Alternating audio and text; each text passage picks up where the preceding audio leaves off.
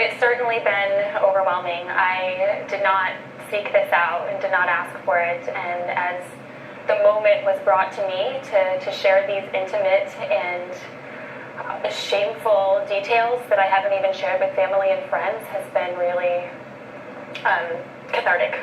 When you say shameful, what do you mean by that? I think anybody who has been in a toxic or abusive relationship recognizes that on some degree you feel as though it's your fault and you carry that shame with you. I've realized as I've started to speak out more about it that even now years later that I've done the healing and the forgiveness that I felt that I needed, I still had shame in telling that story. You were married about 3 years, correct? 4 years. 4 years. When did you know this has crossed a line? You know, abuse is a really tricky thing. It starts slow, and it starts a cycle sort of where you don't really see it for what it is. I don't think I realized that I could even call my marriage abusive until about a year in. What was the moment? Was it this what we read in the papers when you say he pulled you out of the shower? What happened? We had been fighting, and Rob followed me to the shower and pulled me out of the shower to continue the rage, and immediately saw how scared I was and recognized what he was doing and released it, but that was the moment when I realized he didn't have control. When you say abusive, do you mean physically abusive? Do you mean verbally abusive? What was he like as a husband? For my marriage, I would say it was very strongly verbally and emotionally abusive.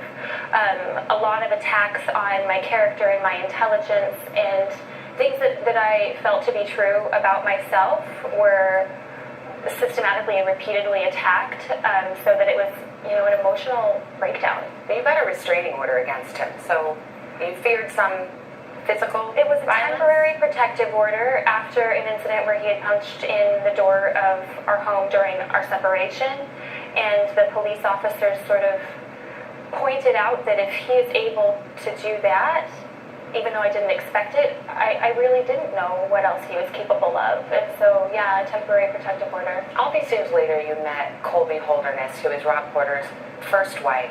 She has also come forward publicly, and she has actually also put out an image that shows her with a black eye. She says Rob Porter gave her that black eye. Do you believe her? Of course I believe her. Of course I believe her. You think he's capable of that? I believe her. What did it mean to you when you sat with her and the two of you looked across the table from each other and shared this experience? It's so isolating to be, I mentioned the shame, but it's also the isolation that you don't really feel like you can talk to anybody about it or like anybody would understand. And so to meet Colby and to hear her story and to recognize that we both had that experience was a release. It was a recognition, we really were in this together. The reason